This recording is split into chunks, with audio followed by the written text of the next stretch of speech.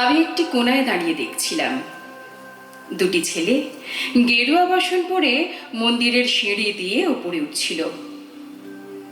এত মন দিয়ে আমি কাউকে সিঁড়ি স্নেহ করতে দেখিনি, এত ভালোবাসা দিয়ে আমি কাউকে ধুলো তুলতে দেখিনি।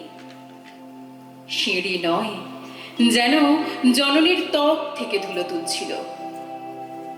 এভাবে কেউ সিঁড়ি থেকে ধুলো মুছতে পারে এ আমি কোথাও দেখিনি। স্থিতপ্রজ্ঞ মহারাজকে জিজ্ঞাসা করলাম, এই ছেলে দুটিকে? মহারাজ মৃদু হেসে বললেন, একজন নিউক্লিয়ার ফিজিসিস্ট আর একজন IBM এর 6 লাখ টাকার চাকরি ছেড়ে এখানে এসেছে, সিঁড়ি ধুতে এসেছে। যে সিঁড়ি দিয়ে মানুষ ওপরে ওঠে তা যেন পরিষ্কার হয়। মহারাজ চলে গেছেন, সন্ধ্যা নেমে আসছে গঙ্গায়, আমার ভেতরেও নামছে সন্ধ্যা। সারা পৃথিবীতে এত সিঁড়ি, সিঁড়িতে সিঁড়িতে এত দাগ, এত ক্রোধ, এত অপমান।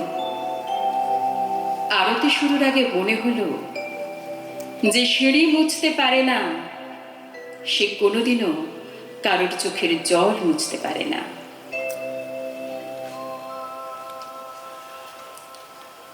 আমার দ্বিতীয় নিবেদনটি এবং শেষ নিবেদন কবি শ্রীজাতর সন্ধে পাখি।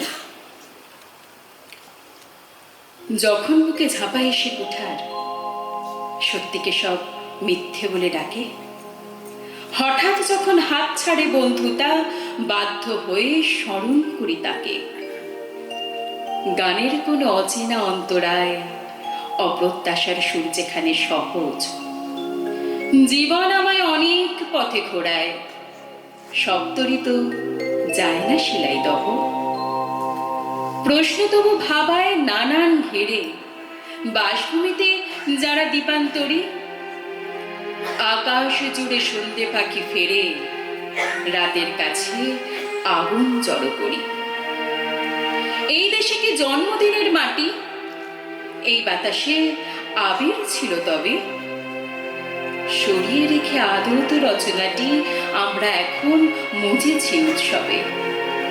কোথায় যাব তার উপশম ছাড়া? কোথায় পাবো জটিল নিরাময়? মানুষ লেগে একলা হলো পাড়া, তার বাড়িতেই পড়তে যেতে হয়। সন্ধে পাখি আকাশ জুড়ে দেখা, যাই যেরকম ফিরেও আসি সেই। রবি ঠাকুর দাঁড়িয়ে থাকেন একা, তার তো কোনো রবীন্দ্রনাথ নেই। রবি ঠাকুর দাঁড়িয়ে থাকেন একা, তার তো কোনো রবীন্দ্রনাথ নেই। নমস্কার।